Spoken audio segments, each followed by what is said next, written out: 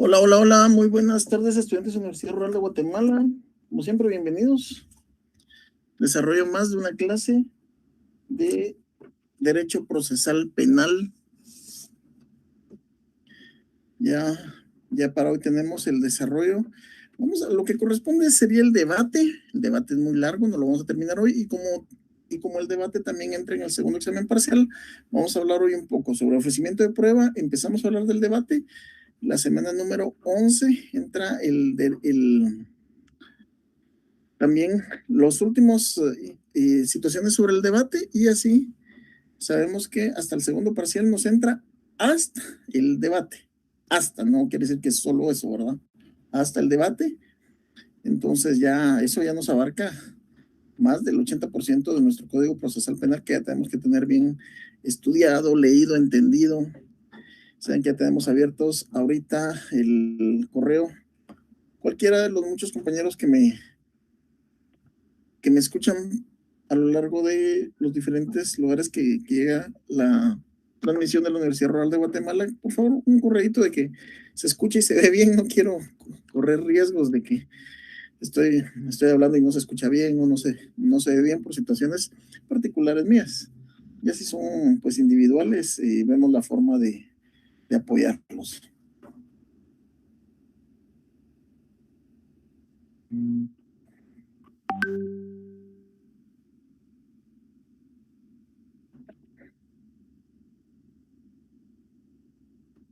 Como siempre, en un par de minutos vamos a dar inicio a esta comunicación.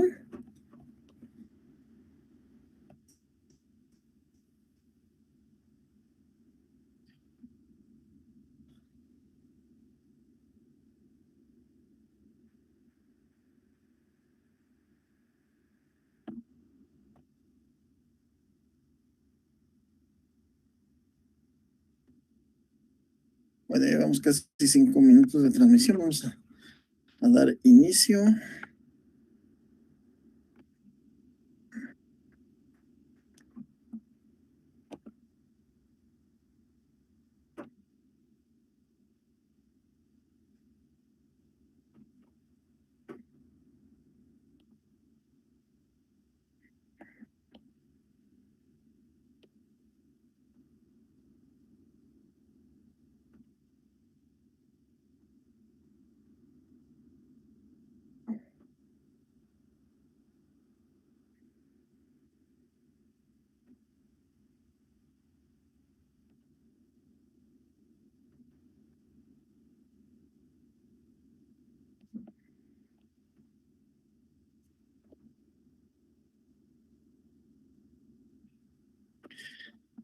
Gracias, Lorenzo Santos. Gracias, mis estimados. Gracias, que sí. Créanme que para uno es importante ver que estamos bien con la señal. De igual forma, Evelyn Solórzano, un gran saludo, Evelyn, como siempre, atenta acá a la señal. Bueno, mis estimados, vamos a echarle con todo esta clase. Es una clase bonita, interesante, ya va más al ejercicio de la práctica.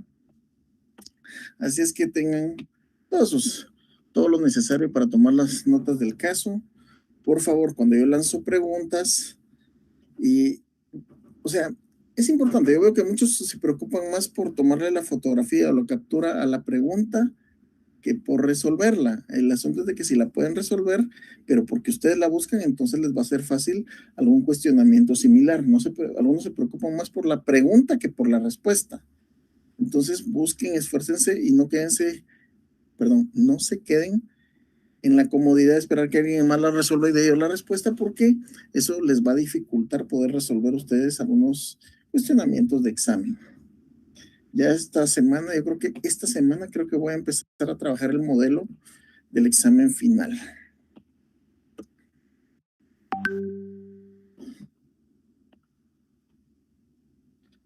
Gracias, Ludin Gómez, un gusto saludarte. Y Daniel Vázquez. Bueno, estimados, vamos a entrarle que la clase viene larga e interesante. Vamos a empezar a grabar.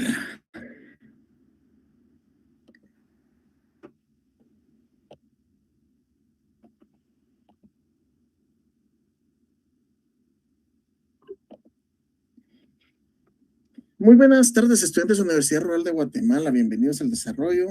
Como siempre, una semana más de nuestro curso de Derecho Procesal Penal 1. Tenemos como mecanismo de comunicación nuestro prefijo FG046 @urrural.edu.gt, en donde desde ya estamos conectados para cualquier cuestionamiento o aportes. Es lo que más les va a beneficiar en esta clase, dar esos aportes, tanto cuando van en la línea de lo que estamos estudiando como cuando pues, se desorientan. De eso se trata, de poderlos orientar en la guía, de que hagamos entendible esta rama. Cada uno de ustedes tiene la libertad de escoger.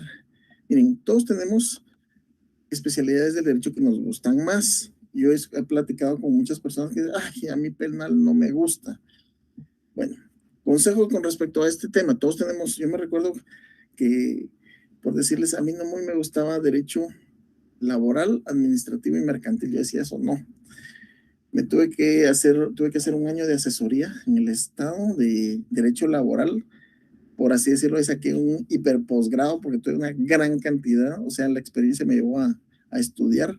Yo no tenía, yo me di cuenta que no tenía libros de derecho laboral. Ahí fue donde adquirí toda mi colección del doctor, que en paz descanse, Landelino Franco. Luego,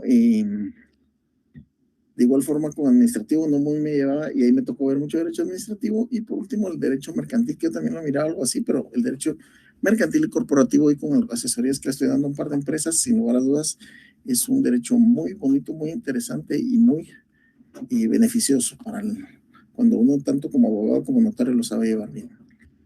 Mis estimados, para hoy tenemos como tema de clase ofrecimiento de prueba, y empezamos con el tema del debate a cargo de su servidor Juan Carlos Mejía Argueta. Por favor, tengamos a mano nuestras leyes, por favor, para analizar lo siguiente. Tenemos como objetivo de clase conocer y entender las incidencias relativas, por un lado, a lo que es el ofrecimiento de prueba, y por otro lado, a lo que es el debate en el proceso penal guatemalteco. Entonces vamos a empezar con el ofrecimiento de prueba. Tal y como les decía, un curso, o sea, una clase no da tiempo para hablar todas las incidencias del debate. Entonces hoy iniciamos con ofrecimiento de prueba, empezamos hoy con temas del debate, y la próxima clase, clase 11, terminamos de pulir temas del debate, y ya con eso estamos listos para entrarle a nuestro segundo examen parcial. Eso significa que ya estamos en lo último para terminar este semestre, mis estimados. Por favor, echémosle todas las ganas del caso. Dudas, preguntas, sugerencias. Vamos a ver qué actividades logramos meter ahorita en la última etapa. Ok. Tenemos el siguiente cuestionario. Por favor, necesito que analicen esto. Primera pregunta. ¿Cuándo inicia la etapa intermedia? ¿Se recuerdan que dijimos que son 5 las etapas? Esas son cosas que tienen que tener bien claro. ¿Cuáles son las etapas del proceso penal? Etapa introductoria, etapa intermedia, juicio oral o debate, la ejecución y las impugnaciones. Pero entre la intermedia, entre la etapa introductoria, ¿cuándo inicia la etapa intermedia? ¿Con cómo? ¿Cuándo? ¿Y dónde está este formulario?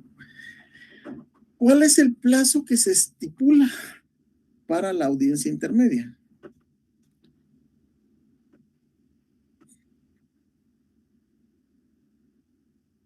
O sea, ¿en cuánto tiempo? Esto ya lo habíamos visto desde varios puntos de vista. La siguiente pregunta es, ¿cuál es el objeto de la audiencia intermedia? ¿Para qué será? Vamos a empezar repasando desde el inicio, desde la audiencia introductoria o primera declaración. ¿Cuáles son los actos conclusivos? Y en sí, ¿qué es la acusación? Entonces, analicemos esto, por favor, y como siempre, todo con fundamento de ley para poder empezar a mover esos engranajes en nuestro conocimiento del derecho procesal penal. Ok, ¿cuándo inicia la etapa intermedia? Vamos a empezar platicando. ¿Se recuerdan? Paso 1, pregunta, ¿cuáles son los actos introductorios? Es por medio de una denuncia, una querella o una prevención policial. Algunos dicen también, incorporan ahí los actos de oficio por parte de un juzgado, puede ser, pero básicamente son 3. Denuncia, querella y prevención policial. Ok, ahí inició todo. Es decir, esto puede ser por medio de la aprehensión. Esto puede ser por medio de la aprehensión. ¿Cuál es el fundamento de la aprehensión? Y aquí pregunto, ¿puede un particular llevar a cabo una aprehensión? Sí o no, y en qué caso, ya vimos de que sí. Sí puede llevar a cabo.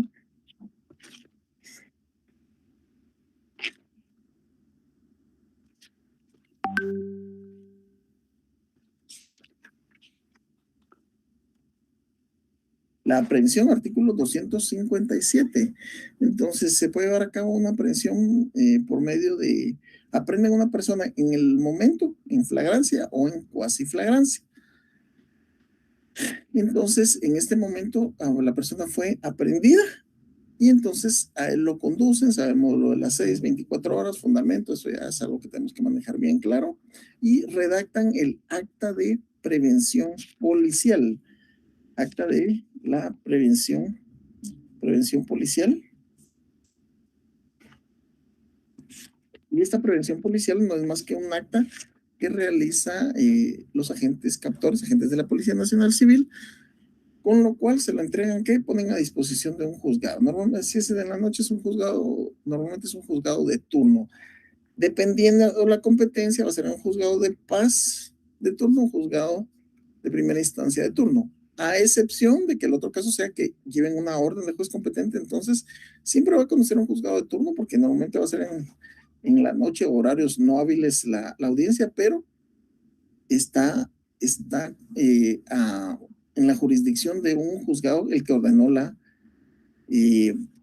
aprehensión. Bueno, llega la persona, sabemos el tiempo que tiene, sabemos que el abogado que se constituye como su defensor debe llevar los documentos para acreditar el arraigo, para desvanecer los peligros procesales 262, 263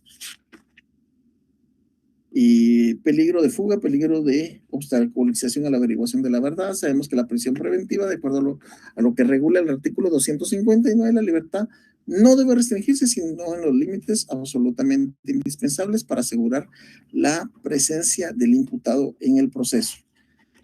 Sabemos que, bueno, ahí venimos a la primera declaración, y les decía, viene la esposa, la madre, un familiar, la persona que los está contactando a ustedes por un delito. Entonces le dice, mírele, ¿y será que va a salir? ¿Será que se va a quedar? ¿Será que se lo van a dar a la zona 18? La respuesta inicialmente depende inicialmente de qué, del delito por el cual lo están acusando. Se dan casos que a veces son accidentes de tránsito, hay heridos y conducen a la persona, al que está herido o lastimado, al centro al nosocomio, y a la otra persona le llevan a primera declaración. ¿Por qué delito? Delito de lesiones culposas. Pero en lo que se dan las 6 horas para que él dé su declaración, resulta que la persona murió. Entonces hay un cambio de delito, ya no son lesiones culposas, sino que es homicidio culposo. ¿Tiene medida? Sí, porque no tiene prohibición de acuerdo al artículo 264 del Código Procesal Penal. Y así, todo esto nos lo estamos llevando para llegar hasta esto que estamos examinando. Ok, la persona entonces, bueno, tiene que tener todos sus documentos, el abogado tiene que patalear para tener todos los documentos para poder acreditar el arraigo y que la persona salga, ¿verdad? Fue un accidente de tránsito. Independientemente que vaya en estado de ebriedad o no, le va a colocar una caución y digamos que él sale. Entonces, primera pregunta, en este caso, regresemos a la primera declaración. ¿Cuál es el objeto de esa primera declaración? ¿Para qué es esa declaración?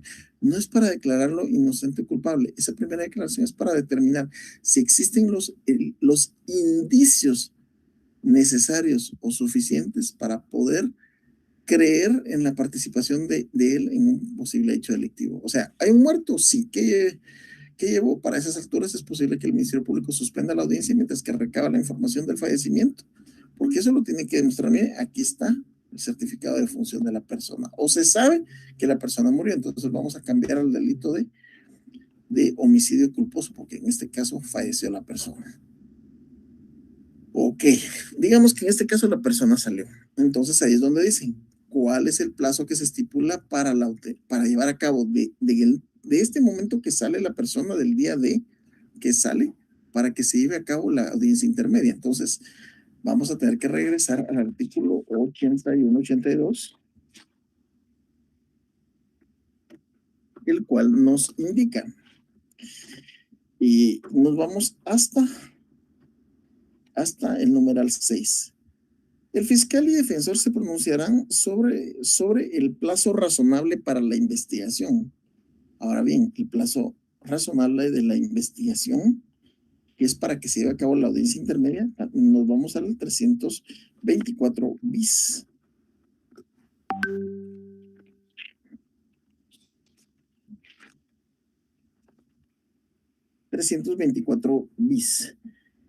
En caso de que haya dictado una medida sustitutiva, el plazo máximo del procedimiento preparatorio durará 6 meses a partir del auto de procesamiento. Entonces aquí dictó auto de procesamiento por el delito de homicidio culposo y la persona le da un máximo de 6 meses, tomando en cuenta que está en libertad, porque se le otorgaron la medida sustitutiva. Ahora bien, el artículo 323, que regula la duración, el procedimiento preparatorio para concluir lo antes posible y procediéndose con la celeridad que el caso amerita y deberá practicarse dentro del plazo de 3 meses. Son entre 3 o 6 meses, dependiendo el estado, la situación jurídica de la persona, si está en libertad con medida sustitutiva o si está en prisión, a más tardar dentro de 3 meses. Entonces, ahí es donde dice, ¿cuándo inicia la etapa intermedia? Regresemos al artículo 83. El artículo 83 nos dice, el juez deberá, 82, numeral 6, el juez deberá fijar día para la presentación del acto conclusivo. Son los 3 o 6 meses. Y, aparte de ese plazo, día y hora para la audiencia de etapa intermedia.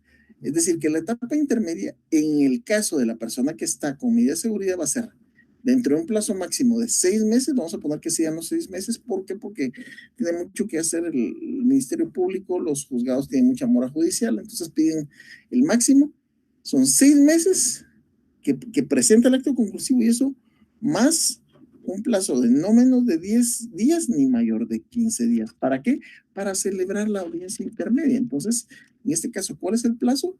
Pueden ser los 6 meses, tomando en cuenta que están bajo medida sustitutiva, más entre 10, no menos de 10 ni más de 15 días para llevar a cabo la audiencia intermedia. Ahora bien, ¿cuál es el objeto de la audiencia intermedia? Eso también lo tenemos que tener claro, por favor. Y nos vamos al procedimiento intermedio. Y nos vamos al artículo 332, el segundo párrafo nos dice, la etapa intermedia tiene por objeto que el juez evalúe si existe o no fundamento para someter a una persona a juicio oral y público. ¿Existe fundamento? En el caso anterior era si existen indicios.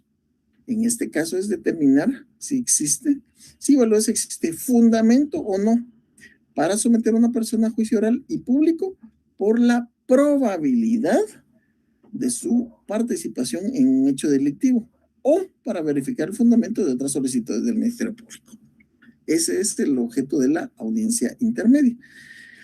Y por último, cuando decimos cuáles son los actos conclusivos. Los actos conclusivos, si se van a dar cuenta, los podemos obtener, son 6 y los podemos obtener del artículo 332, entonces el cual nos regula. Primer párrafo, vencido el plazo concedido para la investigación, que podemos saber que son de 3 hasta 6 meses, el fiscal deberá formular acusación y pedir apertura a juicio. Ahí tenemos el primer acto conclusivo. Formular acusación y pedir apertura a juicio. Luego dice, también podrá solicitar, si procediere, sobreseimiento o la clausura provisional. La vía especial del procedimiento abreviado cuando procediere. Si no hubiere hecho antes, podrá requerir la aplicación del criterio de oportunidad o la suspensión condicional de la persecución penal. Ahí están los 6 actos conclusivos que se pueden tener en este caso. ¿En dónde se presentan? Entonces, ese plazo desde que la persona sale con medida sustitutiva, ahí se hacen los cálculos para los entre 3 o 6 meses, pero ese es es una fecha para presentar el acto conclusivo y luego sabemos que tenemos un plazo y de acuerdo al 83, perdón, artículo 82 nuevamente, numeral 6 que dice no menor de 10 días ni mayor de 15 días a partir para la fecha fijada para el acto conclusivo. ¿Pero esto para qué es? Para la celebración de la audiencia intermedia. Ese es el plazo. Y finalmente, ¿qué es la acusación? ¿Qué es la acusación en sí? La acusación es un memorial y es un acto conclusivo. Con la petición de apertura a juicio se formulará la acusación que deberá contener, de acuerdo al artículo 332 bis, y nos vamos. Los datos que sirven para identificar o individualizar al imputado, la relación clara, precisa y circunstancia del hecho punible que se le atribuye su calificación jurídica, los fundamentos resumidos y ahí nos vamos con todos. Es una acusación. Bueno, vamos a ver si a chequear ahorita correos. No hay nada.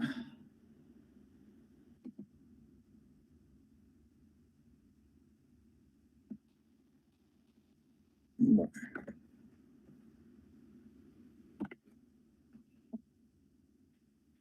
Ok, vamos a platicar un poquito sobre lo que es el ofrecimiento de prueba, que no lo terminamos de ver la semana pasada, en relación al ofrecimiento de prueba. Ok. Posteriormente se va a celebrar una segunda audiencia. ¿Posterior a qué? A la audiencia intermedia. Esta se le va a denominar audiencia de ofrecimiento de prueba, en la que cada sujeto procesal va a proponer al juez de primera instancia sus medios de prueba. Los va a individualizar cada uno y señalando los hechos sobre los cuales serán examinados en el debate. Entonces, ¿qué es lo que vemos acá? Tenemos la etapa introductoria. ¿En qué momento termina la etapa introductoria? En el momento en el que se presenta la acusación. ¿Por qué? Porque ahí ya no se puede incorporar nada más. Y por eso es importante, mis estimados, que en ese plazo, a mí no me gusta, no voy a decir que nunca los he agarrado. No me gusta agarrar un caso comenzado. ¿Por qué? Porque vengo yo y en esta audiencia de ofrecimiento de prueba van a decir, la prueba reina que desvincula a mi cliente de este proceso es que tenía que conseguir una certificación de algo, no sé, una certificación de que él no estaba en el lugar. Lógicamente, los elementos del delito son la acción o omisión. Okay, ¿cómo va a cometer una acción si no estaba en el lugar?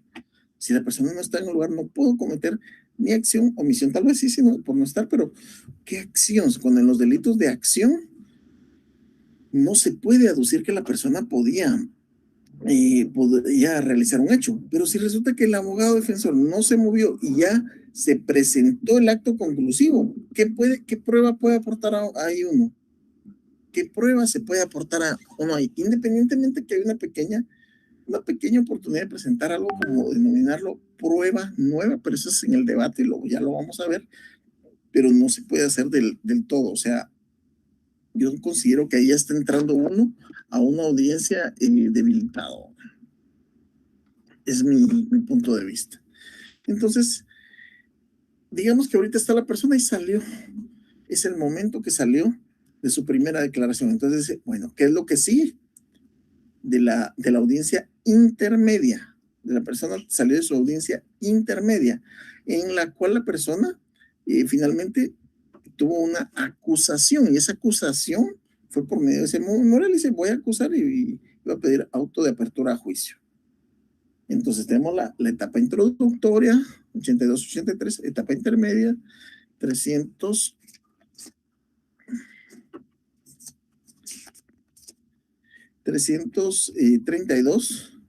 ¿verdad? Pero entonces aquí, de la intermedia, ¿qué fue lo que sucedió en la etapa intermedia? Pues decidieron el acto conclusivo, no obstante que pidió otras cosas, solo que el hecho de que se vaya a una acusación no implica que la persona sea culpable, no es que haya más riesgo. ¿Qué es lo que pasa? Muchas veces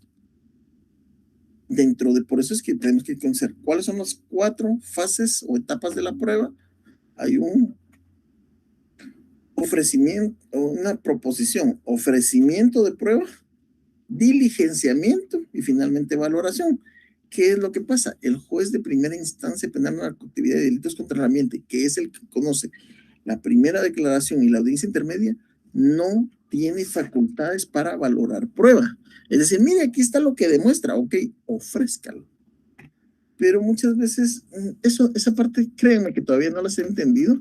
Tengo un par de amigos que son jueces de primera instancia penal, narcoactividad y delitos contra el ambiente, pero no quiero decir que es por estar rehusando su trabajo los jueces, pero a veces los jueces tienen la facultad de que uno termine el proceso ahí, en la intermedia. ¿Por qué? Desde mi punto de vista, antes, cuando existían los grandes abogados de los que hoy hablamos.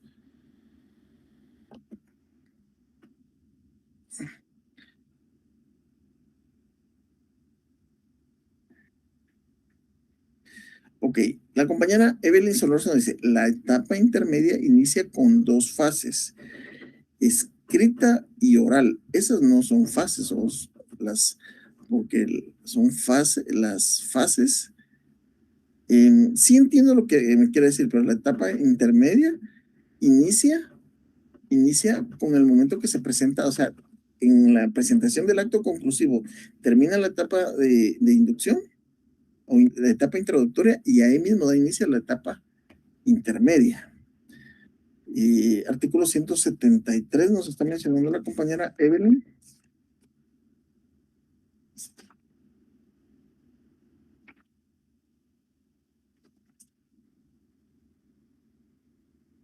Cuando la presencia de alguna persona sea necesaria para llevar a cabo un acto o una notificación al Ministerio Público o juez, el tribunal la citará a su domicilio o residencia o en el lugar que la trabaja. Pero entonces, en este caso, la citación no empieza ni con una citación. La citación es uno de los posibles actos de coerción con lo que va a iniciar el proceso, pero no tiene que ver.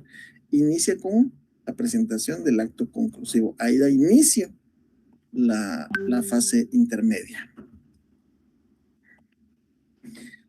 Entonces les decía, mis estimados, que acá va a proponerse al juez de primera instancia los medios de prueba. Se van a individualizar cada uno y señalados los hechos sobre los cuales serán examinados. Es decir, fíjense que pues, sí, hoy día sí me da vergüenza, pero se los quiero compartir para que no les pasen a ustedes. Es decir, considero que es mejor, como dicen, ¿verdad?, aprender de los errores ajenos que aprender de los míos. Mi primera, yo empecé así como quien dice, bien acelerado. Yo estaba bien emocionado por empezar. Entonces me entregaron mi carnet de abogado y al día siguiente, por decirlo, me lo entregaron a las 2 de la tarde, al día siguiente a las 8:30, yo tenía una audiencia en el juzgado de mayor riesgo, nivel 14, Torre Tribunales. Yo estaba emocionado, esa primera declaración, después de ese, pasé de ser el bachiller en ciencias y letras a ser abogado y notario, y al día siguiente tenía mi primera audiencia. Me dijeron, ¿le entras? Le entro. Ojo con la seguridad, ¿verdad? Y sí me puse nervioso, no les voy a decir que no. Para empezar, que en ese momento tenía a los que eran los autores de los libros con los que yo estudié el derecho penal y procesal penal. Con ellos me tocó ir a litigar. Ellos no sabían quién era yo sí sabía quién eran ellos perfectamente. Algunos de ellos me dieron clases. ¿Qué tal y cómo están? Mucho gusto, se portaban muy gentes, pero sí. Y esa fue, pero fue un debate. Yo primero le entré en debate en mayor riesgo. Después de otro caso, esa misma semana me tocaba un ofrecimiento de prueba. Ese sí era un caso mío. Entonces, leí, pero nunca entendí. O sea, ofrecer. Y dije yo, principio de oralidad los tengo que hacer. Y ofrecer la prueba de forma oral. Y pues los llevo, los tenía anotado en una libreta de notas que utilizo yo para mis audiencias. Cuando llego a la audiencia, resulta que viene, me preguntan, mire, ¿y su memorial? ¿Y su memorial de ofrecimiento de prueba? Dios mío, tenía que traer memorial y empiezo a revisar la ley, porque siempre revisé. La ley no dice en ningún momento que hay que llevar un memorial, pero sí hay que hacerlo. En ese entonces, pues tenía mucha amistad, tenía una relación con una persona que trabajaba en el organismo judicial en materia penal y me dijo, ¿cómo vas a llegar a un ofrecimiento de pruebas sin memorial? Entonces yo le dije, como todo estudioso, enséñame dónde está el fundamento. Vos solo con tus fundamentos, si no lo llevas te van a mandar al carajo. Afortunadamente se suspendió la audiencia. Les comparto esto porque hay cosas que no están escritas y es propio de lo que hacen en los juzgados y uno se lo lleva a la trampa cuando uno no ha trabajado de procurador o no ha tenido esa experiencia, que es muy válida, ¿verdad? O alguien a quien preguntarle, ¿verdad? Hoy día, pues ya no son muchas los tipos de audiencia, especialmente en materia penal, que no ha existido, pero entre colegas nos preguntamos, mira vos, fíjate que me toca una audiencia de admisibilidad de una querella. ¿Cómo es eso, verdad? Ah, sí, mira, no se te olvidar llevar tal cosa, ¿no? O sea, uno hace esa consulta entre colegas, ¿verdad? Porque no hay como la experiencia para manejar estas cosas. Ok, vamos a continuar. Y cuando hablamos del ofrecimiento de prueba, esto se refiere a los órganos de prueba. En el caso de los otros medios de prueba, estos se van a identificar adecuadamente indicando la forma de diligenciamiento y el hecho o circunstancia que se pretenda probar. ¿Qué es lo que se quiere probar con respecto a eso? Es decir, si lo que vamos a hacer, si lo que vamos a hacer es con una persona a llevarla como testigo, entonces tenemos que decir en base a qué va a declarar eso. El juez va a resolver admitiendo la prueba pertinente o rechazando la que fuere abundante, innecesaria, impertinente o ilegal. Esta semana precisamente me tocó analizar un caso, un poquito delicado hablar de ese caso. El punto es de que, vamos a ver, se me está cortando la... Ahí está. Analicemos lo siguiente, mis estimados. No se lo voy a reconectar la cámara que va a hacer. Analicemos lo siguiente, mis estimados. ¿Cómo le hacemos? ¿Puede el Ministerio Público solicitar, solicitar copias del correo electrónico de una empresa o una institución? ¿Se puede o no se puede? ¿Qué piensan ustedes? Y de ser así, denme el fundamento constitucional de esto. O sea, el Ministerio Público puede intervenir. ¿Qué es el correo? Analicemos qué es correspondencia. ¿Sí? El correo es correspondencia. Es correspondencia. Y esta correspondencia, ¿de qué forma lo puede solicitar el Ministerio Público? Y vamos al fundamento constitucional de lo que les estoy hablando.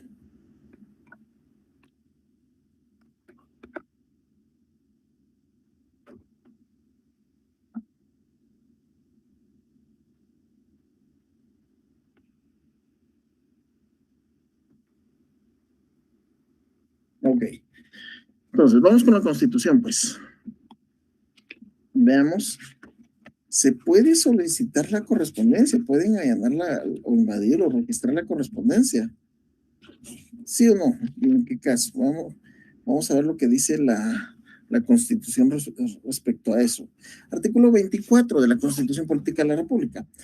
Inviolabilidad de correspondencia, documentos y libros. La correspondencia de toda persona, que eso incluye su correo electrónico, sus documentos y libros son inviolables, o sea, no pueden llegar a sacarlo.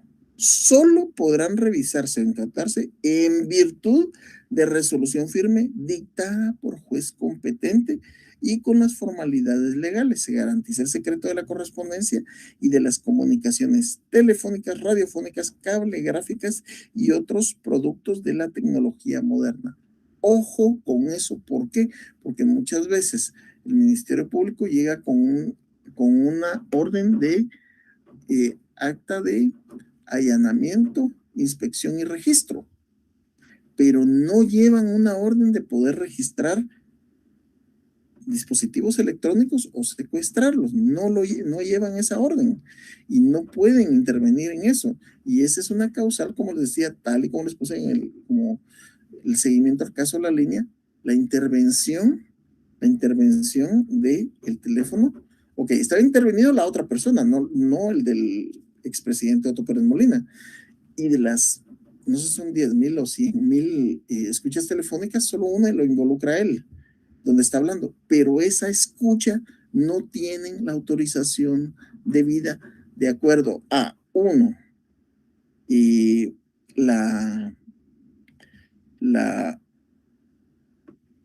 la inviolabilidad de las comunicaciones telefónicas de la Constitución, más lo que regula la ley contra la delincuencia organizada, métodos especiales de investigación, como lo son las escuchas telefónicas, no contaban con eso. Del otro sí, pero entonces encontraron un hallazgo inevitable, y para ese hallazgo inevitable tenían que hacer un procedimiento que tengo entendido que no lo hicieron.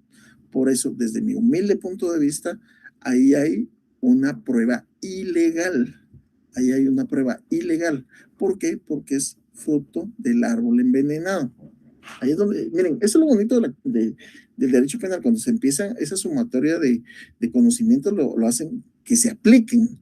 Ahí es donde ya se da unos ciertos lujos, es decir, recordemos, honorable juzgador, porque el que se debe convencer es al juzgador o al tribunal. No se puede utilizar, y ahí uno utiliza estas teorías y estas doctrinas que son conocidas por ellos, o sea que no obstante existe el principio iura novit curia, así, para que digan si no es importante los latinismos, el principio iura o iure novit, N-O-V-I-T, curia. ¿Qué significa este principio? Que el juez conoce el derecho, es decir, pues tiene que conocer eso, pero no, de todas formas, uno se da en su argumentación para indicarle, señor juez, esa prueba fue obtenida de forma ilegal, no puede ser incorporada, y fue lo que les puse la semana anterior, donde les exponía que el doctor César Calderón les exponía en la intermedia, no se puede recibir esa, y la recibieron, ok, pero eso lo hace primera instancia. Ahorita que están en el diligenciamiento de prueba, van a determinar. Ahora, puede ser, para mí, porque hay que ver también la estrategia de la contraparte, que es el Ministerio Público. No creo que el Ministerio Público haya recaído, sabiendo esa debilidad que tenían en ese momento, no creo que se vayan a atrever a haber llegado a audiencia solo con ese mecanismo de prueba. Tienen que tener otros. Falta ver si se los vayan a razonar. Pero desde mi humilde punto de vista, no se puede obtener esa prueba. ¿Sí? Ok. Vamos a continuar con esto. Entonces, se refiere a los órganos de prueba. En caso de los otros medios de prueba, se identificarán adecuadamente, indicando la forma de diligenciamiento, cómo se van a exhibir. Si estamos hablando de libros, por decirles contables, los cuales se van a exhibir. Si vamos a hacer un peritaje, si es un peritaje, se presenta el dictamen del peritaje, el cual debe ser reconocido por el perito que lo realizó. Y el hecho o circunstancia que se pretende probar. ¿Qué es lo que se pretende probar? Y aquí hay algo importante. Y miren, son 4 palabritas tan sencillas, pero quiero explicárselos. Y realmente la parte positiva de que los cursos que a mí me gusta dar son cursos que ejerzo, ¿verdad? En este caso el derecho penal, es porque digo, cuando uno, o sea, si ustedes tienen ¿cuál sería la palabra? Un su tutor, alguien que los guíe, un guía, un tutor dentro de la carrera sería bonito, pero los que no hemos tenido esa bendición, pues nos toca ir a meter, sí, meter las patas, perdón por la expresión tan coloquial, pero no comete errores. Lo que sí tengo yo el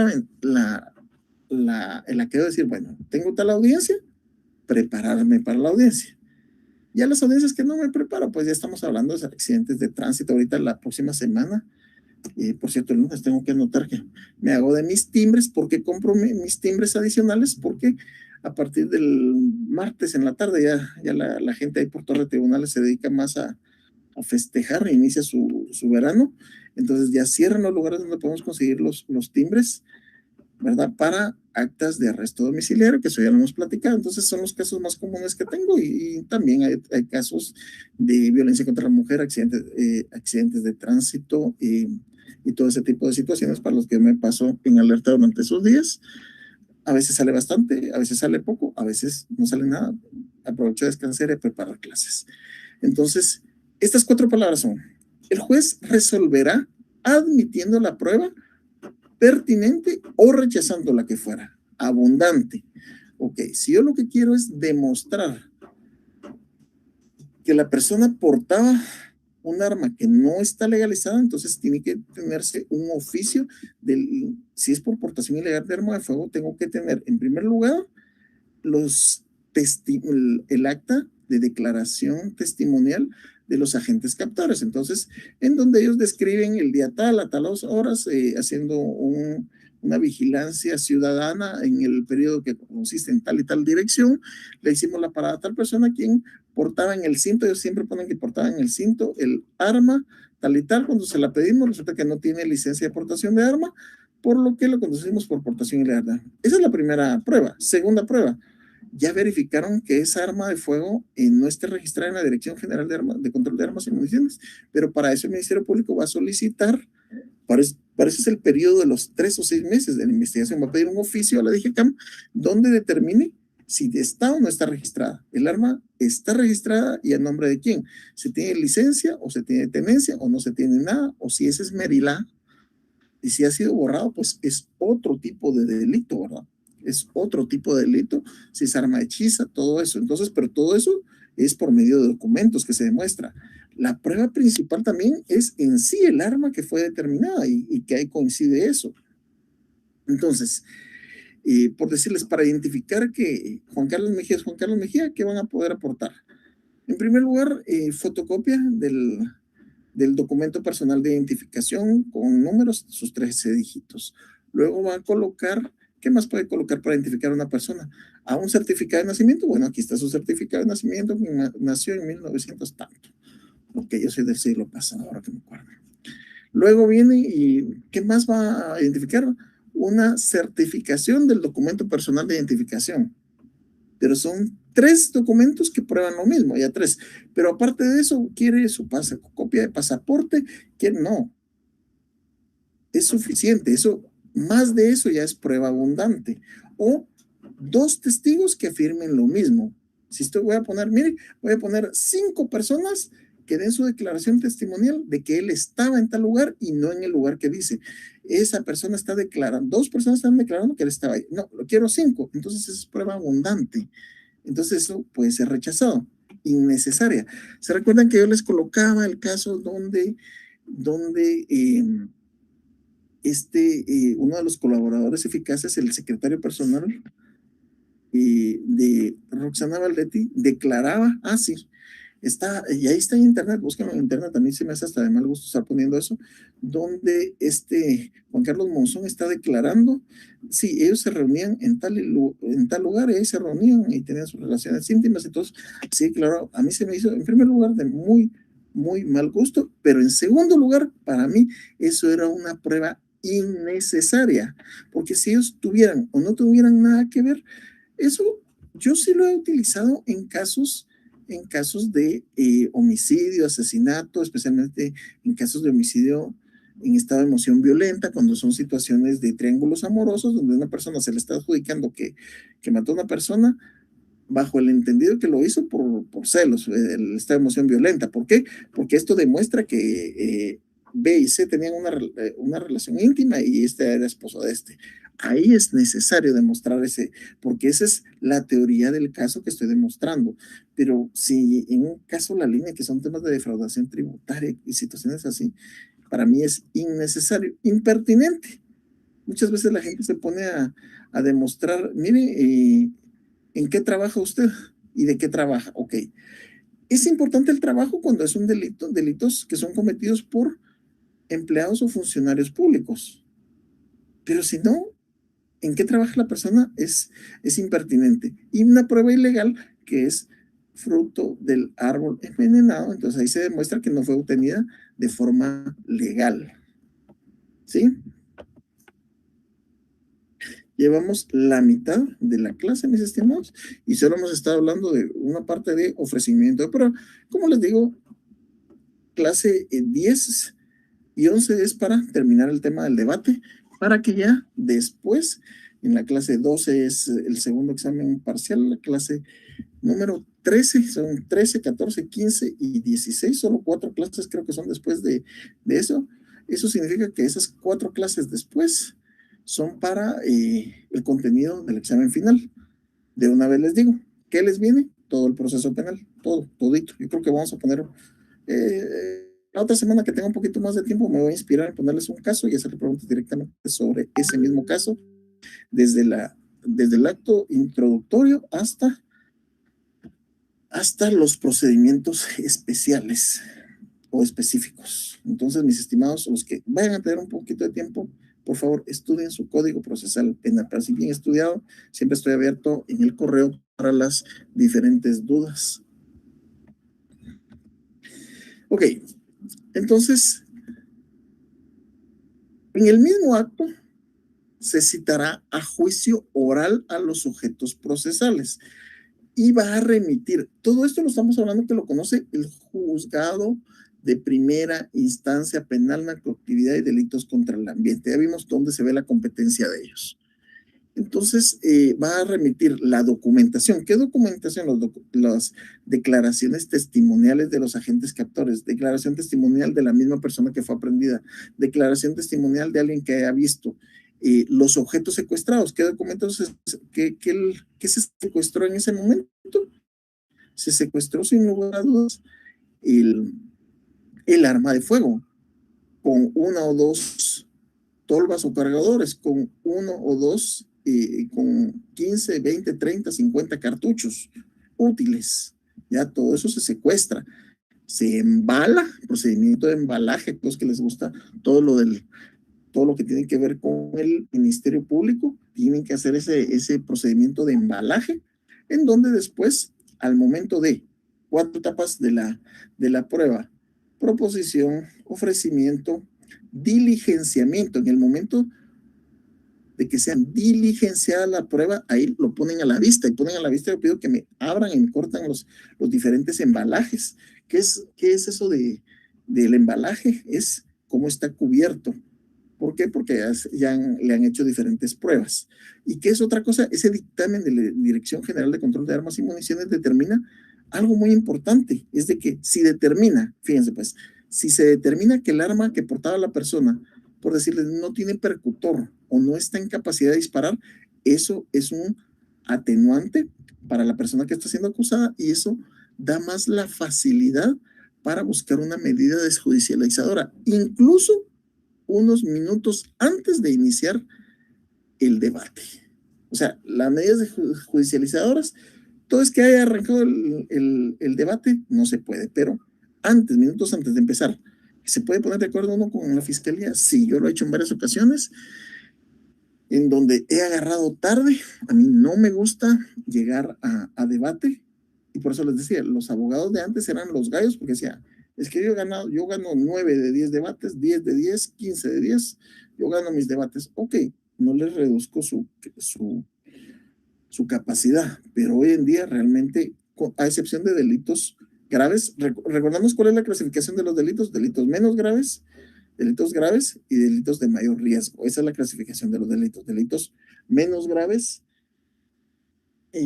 delitos menos graves, delitos graves y delitos de mayor riesgo. Así es una clasificación que igualmente a eso obedece la competencia en juzgados penales, que ven los menos graves de primera instancia, penal, narcoactividad y delitos contra el ambiente, y delitos de mayor riesgo, que es lo que regula la ley de competencia de juzgados y tribunales de mayor riesgo.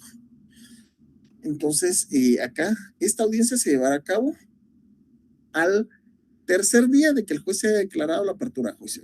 La apertura a juicio es ese auto que se genera en la audiencia intermedia. Entonces, la audiencia intermedia es el día D, y al tercer día, más tarde, se tiene que llevar a cabo la audiencia de ofrecimiento de prueba. ¿Sí? Vamos a ver acá. Aquí tenemos.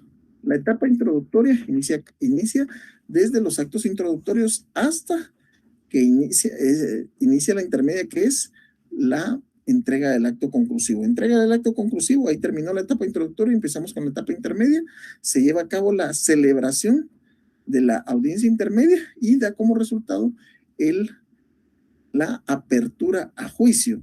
Dentro de eso, de que pasa eso, al tercer día se lleva a cabo la audiencia de ofrecimiento de prueba. Dentro del tercer día que el juez haya declarado la apertura a juicio. ¿Cómo se desarrolla una audiencia de ofrecimiento de prueba. Vamos a ver, inicialmente hablamos de los artículos 182, 183 y 343 del Código Procesal Penal. Son 6 pasitos, es sencilla, pero como les digo, yo sí considero que es importante que lo sepan.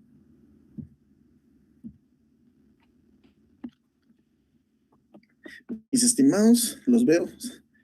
Ok. Edwin Lidani Girón. ¿Cómo se puede saber en el proceso si la prueba es legal o fruto del árbol envenenado? ¿Por qué? Porque se recuerdan que estamos hablando de que le hacen entrega a uno de un, le hacen entrega a uno del acto conclusivo, y el acto conclusivo es ese memorial. Ya les dije cuál es el fundamento de eso, que uno debe chequear que cumple con todos los requisitos. Pero si dice, va, en el acto de ofrecimiento de prueba, les pongo un ejemplo, en el caso de la línea, donde se dice, bueno, se entregan el acta, y por un lado, el acta, se tiene que entregar las autorizaciones judiciales, y por eso nos vamos a la Constitución. Inviolabilidad de la vivienda. Vaya. Si resulta que entraron a una vivienda, pero entraron de forma ilegal, ¿por qué? Porque digamos que no tenían, yo les digo, sí sé que se han dado los casos, pero artículo 23, inviolabilidad de la vivienda. La vivienda es inviolable.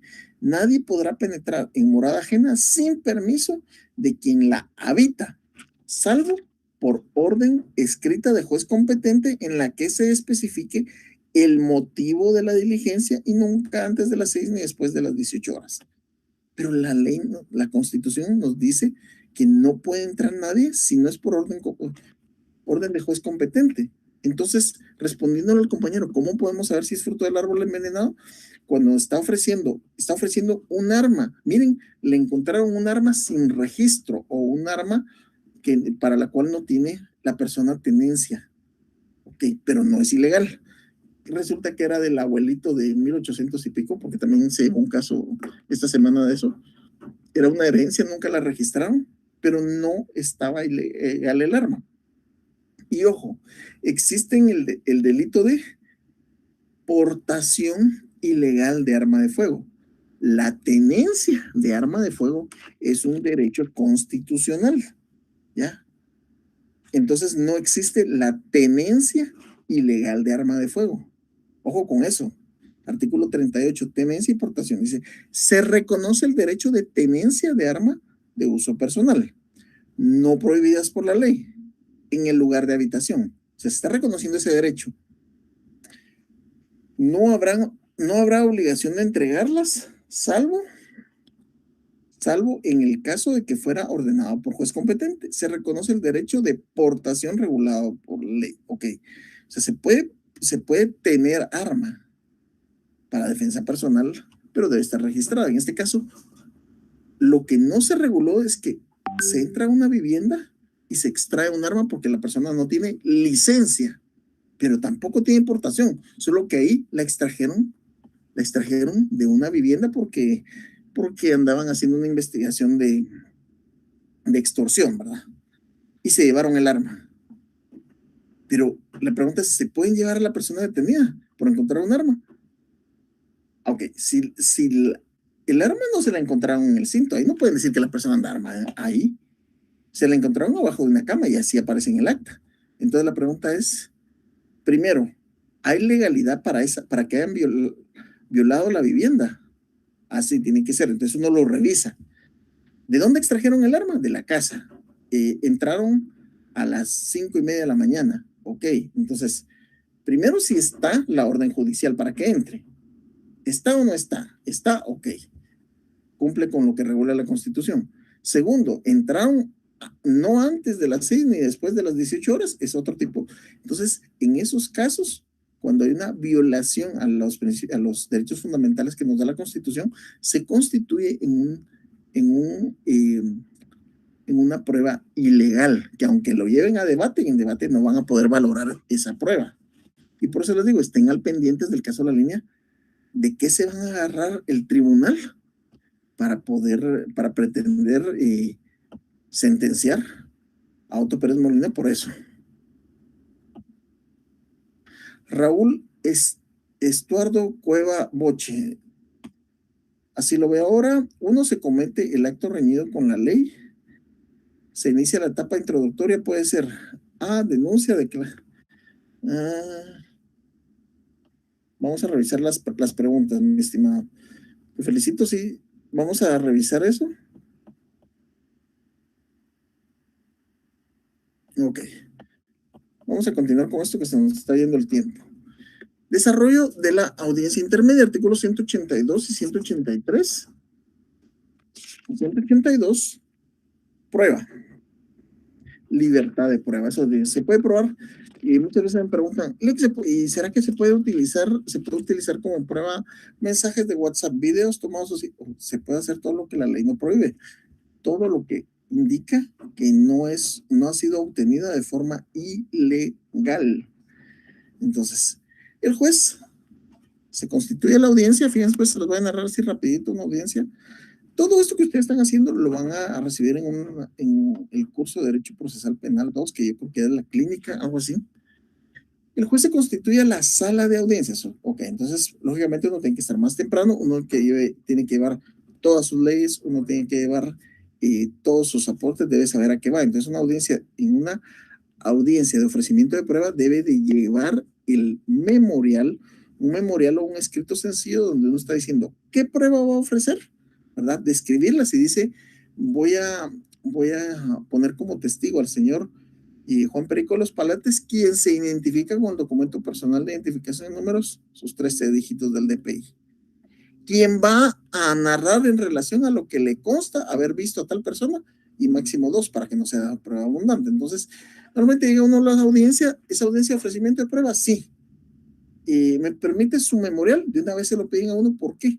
Porque entonces agarra uno su documento de lo que uno va a ofrecer y lo intercambia con el fiscal del Ministerio Público o querellante cuando hay.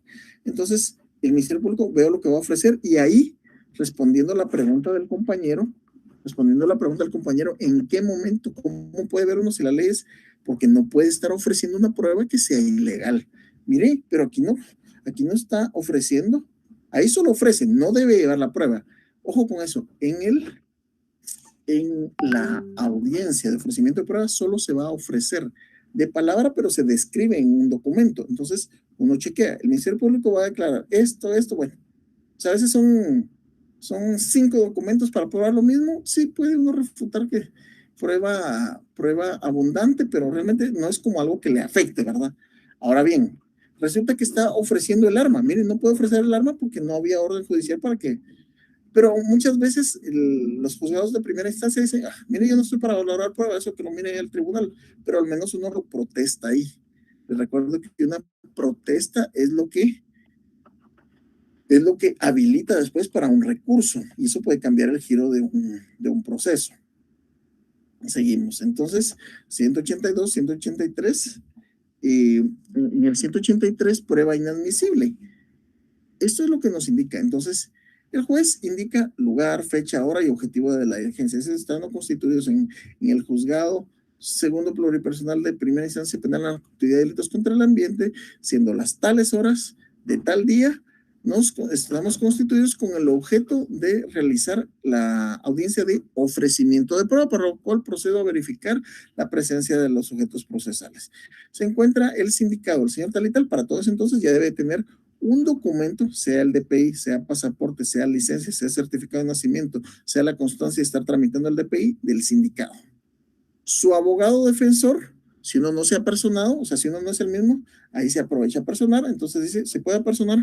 Apersonarse significa que uno indique, acudo en representación del señor tal y tal, y señalo como lugar para recibir citaciones y notificaciones, da una dirección. Ojo, si yo estoy en la capital, doy dirección de la capital.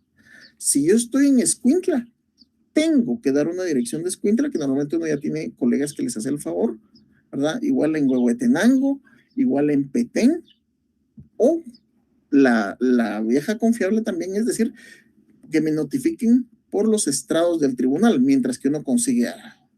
Entonces, esa es la verificación. Lógicamente, si no llegó el abogado defensor, pues se suspende la audiencia. Si no llegó el sindicado, se suspende la audiencia. Si no llegó el Ministerio Público, se suspende la audiencia. ¿Por qué? Porque son partes claves. Entonces se verifica la presencia de las partes. El juez concede la palabra al Ministerio Público para ofrecer y proponer los medios de prueba. Entonces, muchas gracias, honorable juzgador. Fundamentado en los artículos 182, 183 y 343 del Código Procesal Penal, procedo a ver, se hace de varias formas. A veces dice solo que proceda a ratificar el contenido del documento que presenté, ¿verdad? O a veces los jueces quieren que aparezca en audio, porque esto está siendo grabado, cada uno de los documentos. Ojo con eso. ¿Qué recomendaciones les puedo dar yo? Les pongo ejemplos. Si ustedes van a proponer,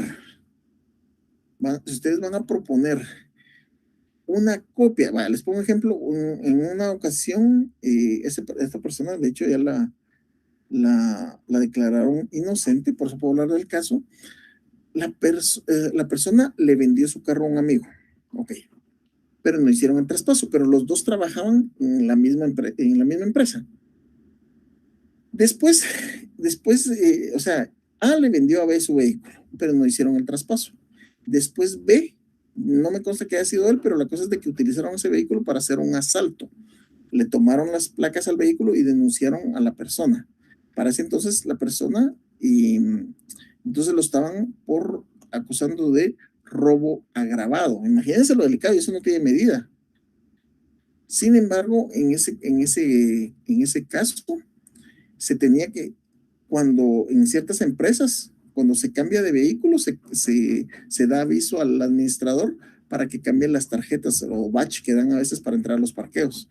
Ese documento yo tenía una fotocopia y ofrecí la fotocopia de ese documento, porque a veces ya no se puede, ya no es fácil que den documentación. Entonces, esa era mi prueba de que él había vendido el vehículo. No tenía un documento en sí y además tenía fotografías.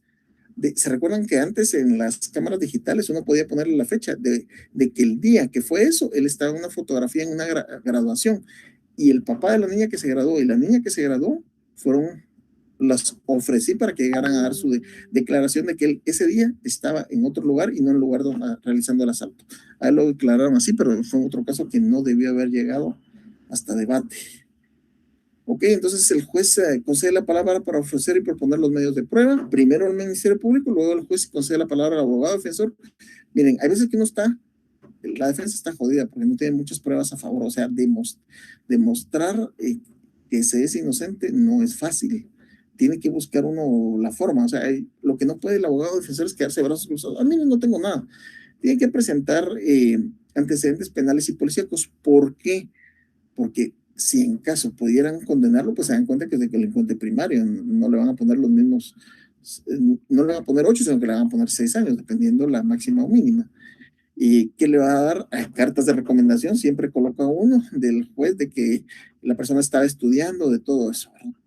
Entonces el juez le concede la palabra al abogado defensor y a los demás sujetos procesales para que manifiesten y objeten con relación a la prueba. Entonces, por eso les digo, uno ya tiene el memorial del Ministerio Público y ahí uno va chequeando si procede, no procede. Mire, protesto la prueba, como uno normalmente las numera en ese memorial, la prueba testimonial número 1, la prueba documental número 4, 5, 7, 8, y después de que uno manifiesta eso, hasta el final el juez resuelve que sí es admitido y que no es admitido como prueba.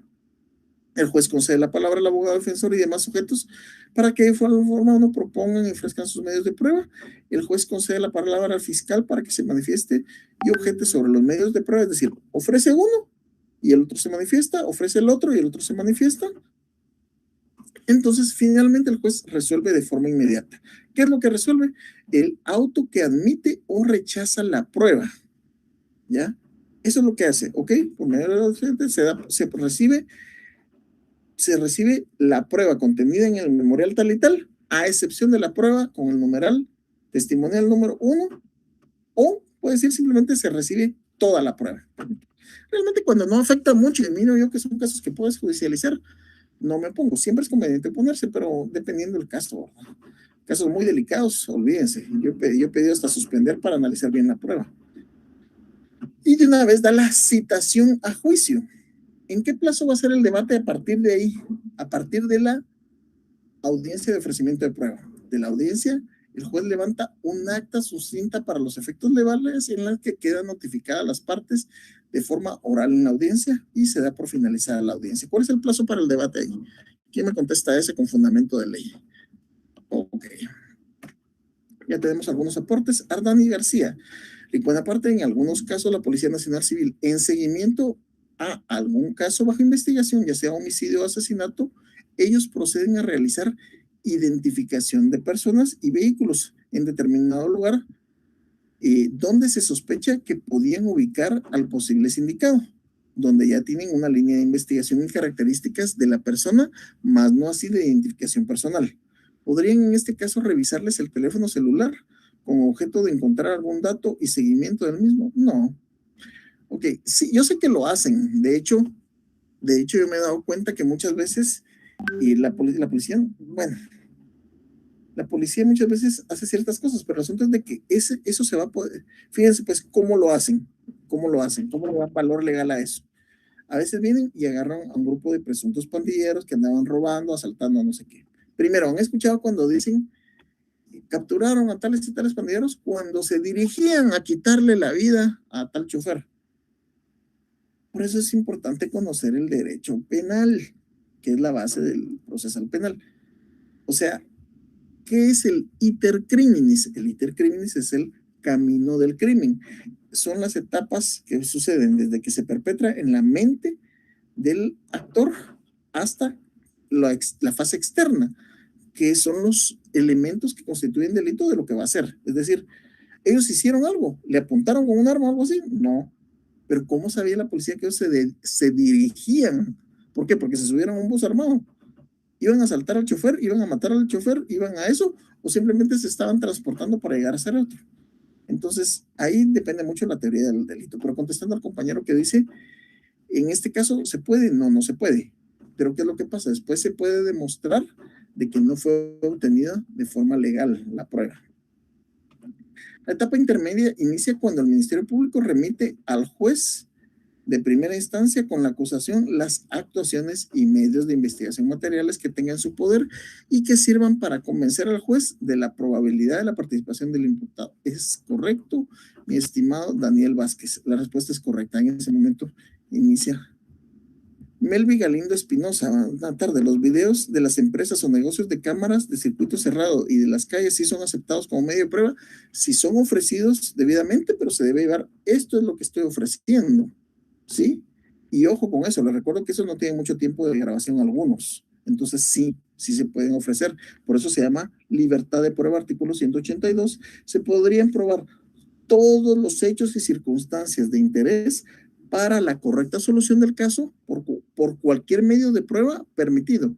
Regirán en especial las limitaciones de la ley relativas al estado civil de las personas, es decir, lo que se tiene que si es un parricidio, es decir, que hijo mató a papá, entonces se tiene que dar una certificación de nacimiento de que es hijo de B.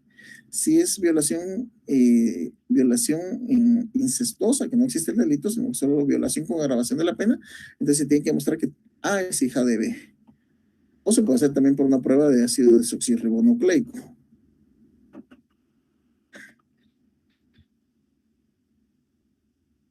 Cuando habla del acta sucinta, es como un memorial, disculpe, usted nos podría compartir en un drive para saber estos datos. Ok, un acta sucinta, eso también me lo preguntaron esta semana.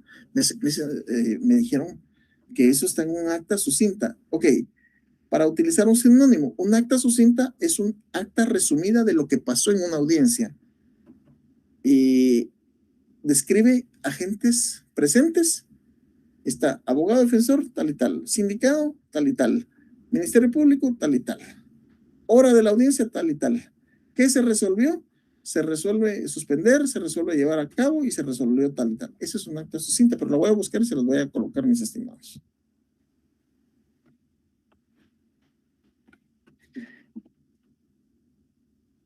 Si se hace un allanamiento de morada, ok, si se hace un allanamiento de morada, allanamiento de morada es un delito. Y si es hay que ver cuál es el término correcto, porque allanamiento de morada es un delito. en el horario estipulado por la Constitución Política de la República y sin autorización del juzgado competente se puede tomar como prueba legal. Pueden, miren, tuve un caso de allá por Izabal donde hicieron un allanamiento ilegal, fue también uno de mis primeros casos, y tuve, no les voy a decir que, ¡ala, qué pilas! No, pues, pero la persona me dijo, mire, porque se descubrió que efectivamente la persona no habían respetado el horario y, y todas las cámaras que apuntaban a la casa de él, coincidentemente las de los vecinos, por algo haber sido, apuntaban horarios 5:58, 5:57, 5:56, 5, y al sacar el promedio no pasaba de 5:58, es decir, las personas entraron antes de las 6, por lo que se invalidó esa prueba y la persona salió. Solo en esas se las dejo, no les puedo dar más información porque es un caso mero delicado.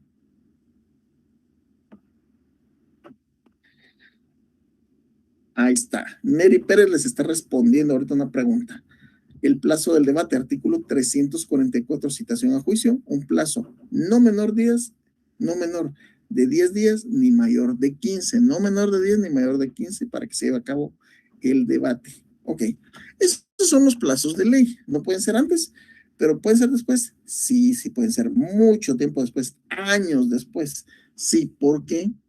Porque normalmente en estos casos, ¿qué sucede? Ya solo audiencia intermedia toca hoy. Pero para mí es muy importante que es una audiencia sencilla, pero si ustedes no ofrecen la prueba principal para que la persona salga, ¿de qué sirve? Yo cuando veo, miren, vamos a ofrecer tal cosa, o sea, necesito que me cubra una audiencia de debate. ¿Y qué ofrecieron de prueba? No, el abogado no fue a esa audiencia, dijo que no era necesario. Yo no voy a eso, solo. Si usted me va a pagar para que solo vaya a recibir, para escuchar una condena, ¿no? Para eso no me meto.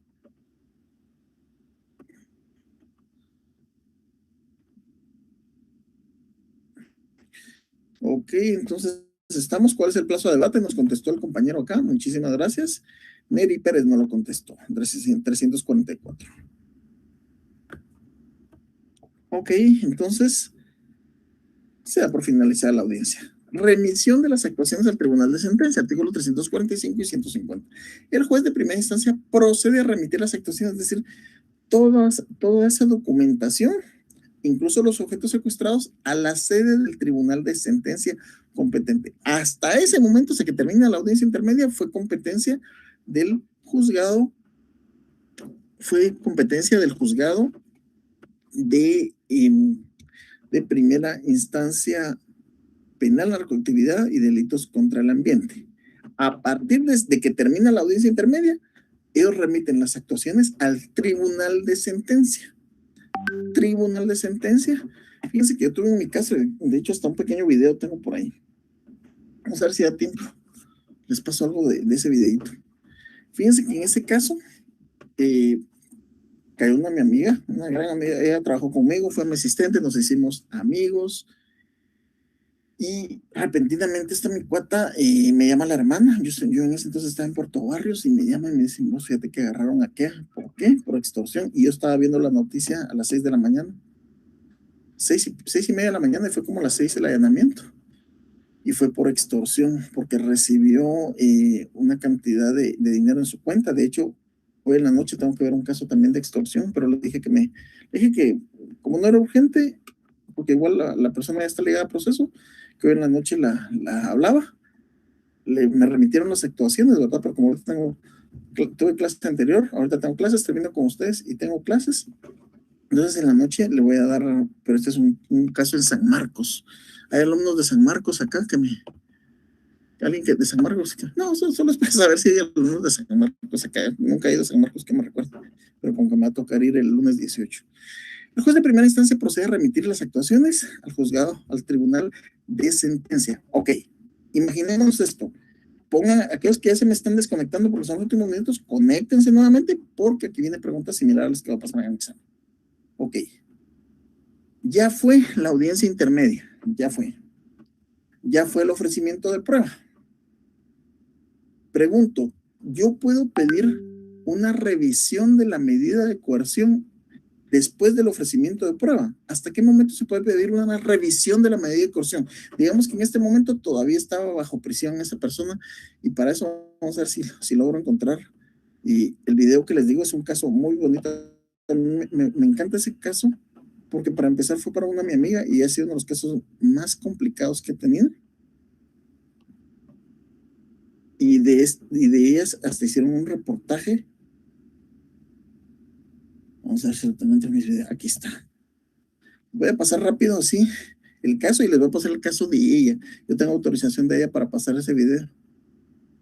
Y lo que me dice, porque la dama es mi amiga, pero de hecho la dama es una dama muy guapa. Desde mi punto de vista, lógicamente, cuando le hicieron la toma ahí donde está, fue muy, ya está. Les voy a pasar este videito rápido. De todas formas, quiero ver si les hago un par de videos para explicarles algunas cosas durante la semana mayor, depende de la carga laboral que tenga, para explicarles mejor cosas del proceso penal. Ok, vamos a ir rápido y después nos vamos a ir al número 9 y les voy a explicar cuál es el punto de esto.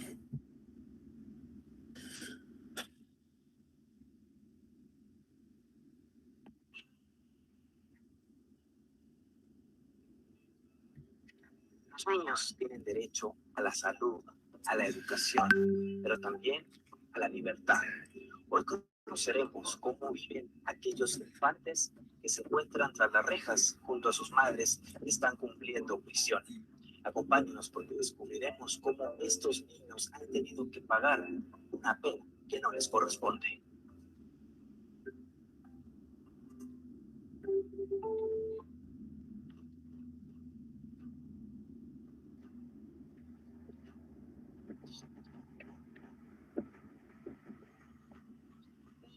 Ha salido a la calle, no conoce la calle. Puede albergar a 15 madres con menores hijos. Pasan tantas cosas, es horrible. Niñas que nunca salió con familiares de uno. He tratado de educarla como que estuviera ella afuera en la casa con mi mamá, mi familia, conmigo.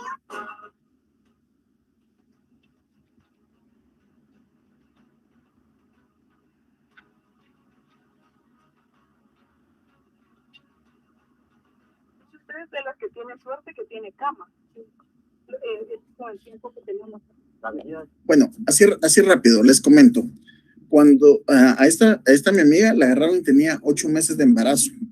Entonces me recuerdo que cuando la agarraron yo fui a Santa Teresa, me dijo, mira, yo no quiero que mi hija nazca acá. Entonces yo ya sabía cómo estaba la situación, ya había pasado la primera declaración porque el papá no me dejó que yo agarrara la primera declaración, sino que su amigo, que no me gusta juzgar, pero no hizo muy buen trabajo. Entonces ella atravesó toda esa etapa. Después nos fuimos a la intermedia, ella seguía y todavía no había sido el mismo amigo del papá llevó la primera declaración y ella me dijo, mira, pedime una revisión de medida. Nos vamos a ir hasta el numeral 9.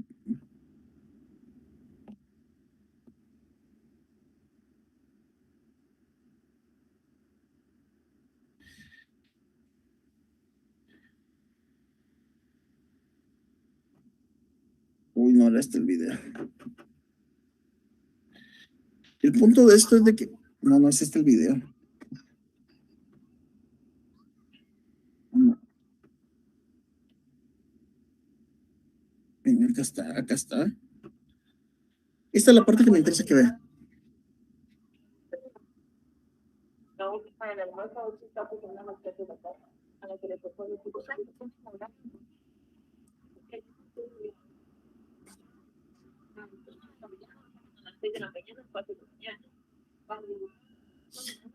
Esta filmación es en Santa Teresa, prisión femenina.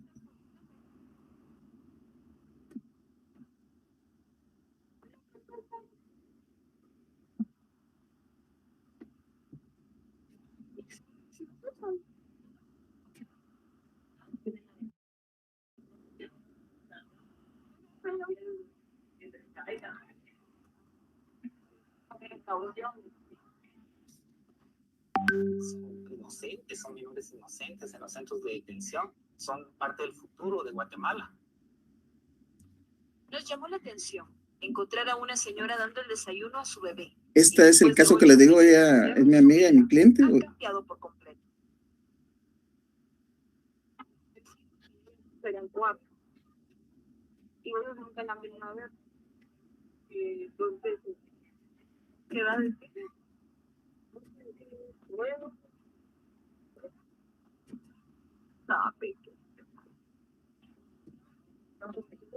luchar porque ellos se vivieran bien, me tuvieran de todo, por eso trabajan, lamentablemente todas las personas que estamos no porque para esfuerzo, para eso.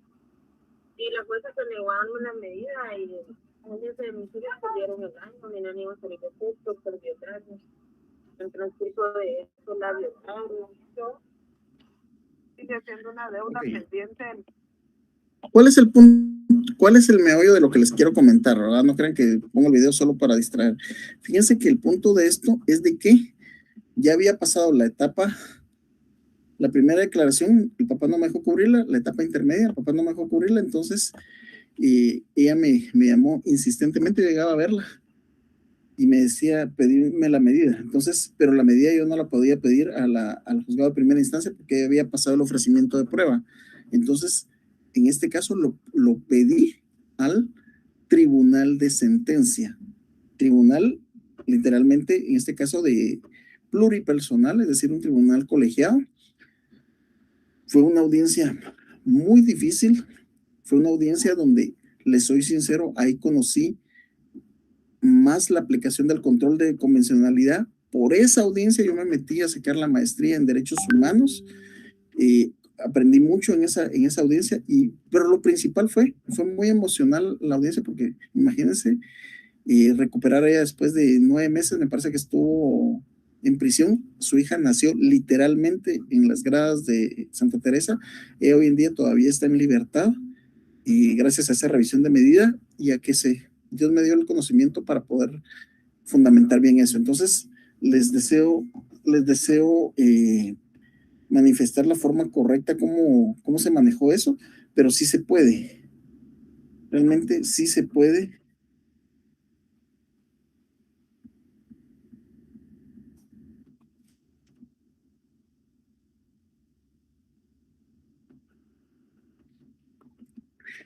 Una compañera que es juez me está mandando algo de mi video. Entonces, mis estimados, sí se puede. Vamos a entrar rápido, a ver si todavía podemos pasar algo de cosas del debate.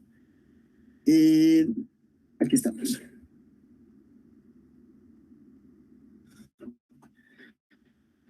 Se remiten las actuaciones al tribunal de sentencia. ¿Qué es lo que se remite? Al tenor del artículo 150 del Código Procesal Penal, la documentación y las actuaciones que se remitirán son las siguientes: la petición de apertura a juicio y la acusación del Ministerio Público, es el memorial que les he indicado. El acta de audiencia oral en la que se determinó la apertura a juicio, es decir, el acta sucinta, la resolución por la cual se decide admitir la acusación y abrir a juicio, la resolución por la cual se decide admitir la acusación y abrir a juicio, el auto de admisión a prueba, la hoja de remisión. Bueno, vamos a empezar, no se me agüiten, faltan 5 minutos, pero vamos a empezar con el debate. Para empezar, ¿qué es el debate? Ok, tenemos la primera etapa, que es la etapa introductoria, la segunda etapa, que es la etapa intermedia, y la tercera etapa, que es el debate. El debate es la tercera etapa del proceso penal por el cual el acusado es sometido a juicio oral y público, tramitado ante el tribunal de sentencia, que puede ser tribunal unipersonal o tribunal colegiado, dependiendo del delito, que recibe los medios de prueba y los valora. ¿En qué momento se valora? En debate. Es el diligenciamiento de la prueba y ahí de una vez se valora. Entonces tenemos ofrecimiento, proposición, aquí valoración diligenciamiento y valoración de la prueba. Y los valora conforme a la sana crítica razonada para determinar la acreditación del hecho o circunstancias descritas en la acusación y emitir la sentencia correspondiente. El debate en el proceso penal es el tratamiento del proceso en forma contradictoria, oral y pública. Es de forma contradictoria, no era como solo en el sistema. ¿Se recuerdan que vimos los sistemas procesales penales? Que vimos que hay un sistema inquisitivo, un sistema acusatorio, y Guatemala que utiliza parte de los dos. Vimos, la semana pasada vimos vestigios bien claros de cuándo se puede ordenar el juez de que de todas formas acuse, no obstante que se presentó, se decidió sobreseer, en el cual las partes entran en contacto directo. El contenido del proceso se manifiesta con toda su amplitud, se presentan y ejecutan las pruebas, teniendo el contradictorio su más fiel expresión en la vivacidad de la prueba hablada. Esto es de acuerdo al autor Gladys Albeño. Ok, veamos acá, fíjense que este cuadrito, les doy los archivos para que lo investiguen más, yo solo les doy tips, esto es bien grande. Esto es bien grande. Les gusta o no les gusta el derecho penal, es bueno que lo sepan. No me puedo quedar yo con ahí en la conciencia, ay, no les di tal cosa. Hay tanto que quisiera yo aportarles. Ok, órgano jurisdiccional puede ser tribunal de sentencia, está el unipersonal, está el tribunal de sentencia, el colegiado, es decir, pluripersonal, que hay más, hay al menos 3 jueces, y el tribunal de sentencia, pero cuando es de delitos de mayor riesgo. Las competencias, el tribunal unipersonal, delitos cuyas penas son hasta 15 años de prisión, es el unipersonal, es decir, una persona decide. Y el fundamento, artículo 48 del acuerdo 19-2011 de la Corte Suprema de Justicia. Luego el tribunal de sentencia colegiado, delitos cuyas penas sean mayores de 15 años de prisión. Por ejemplo, el caso que les puse, extorsión, lo conoce un tribunal colegiado, artículo 48, Código Procesal Penal, primer párrafo, y tribunal de sentencia de mayor riesgo. Por favor, busquen el decreto 21-2009, que es la competencia de los tribunales de mayor riesgo. Bueno, vamos a ver si tenemos dudas hasta este momento.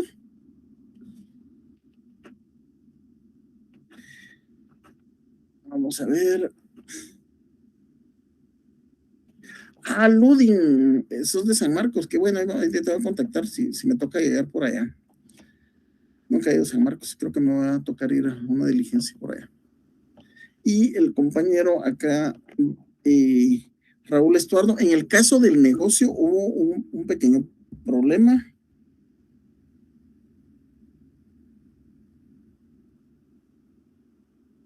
Ok, vamos a leer, porque esto yo creo que son consultas personales. Ok, mis estimados, antes de entrar a los principios fundamentales, les quiero pedir favor. Yo no soy de los que, no les voy a decir que les voy a dejar una tarea, les voy a pedir un favor. Necesito que me lean todo lo que tiene que ver del debate. Es corto, es poquito, no le estoy poniendo todo el código, pero por favor, estudiémoslo para que la próxima clase podamos agarrar así, miren, de corrido, porque si no han leído va a ser un poquito más difícil.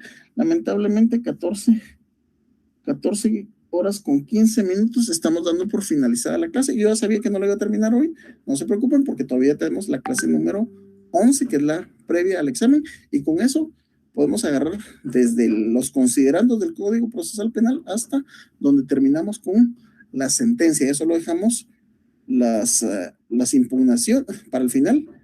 Impugnaciones, procedimientos específicos, como el que ya vimos. No, con usted no vimos el procedimiento especial de averiguación, ese es de constitucional. Entonces, de esta forma damos por finalizada esta clase, mis estimados.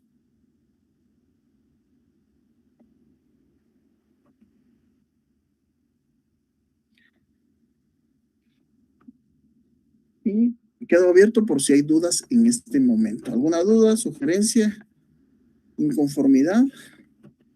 Vieran, solo les quiero manifestar, el caso que les puse es un caso, a mí me llena de mucha satisfacción después de tantos meses, después de que la niña nació ahí en Santa Teresa, que hoy ande libre. La veo, nos vemos de vez en cuando, tenemos días de nos juntamos a echarnos café o llega a la oficina cuando anda, lógicamente está con medida.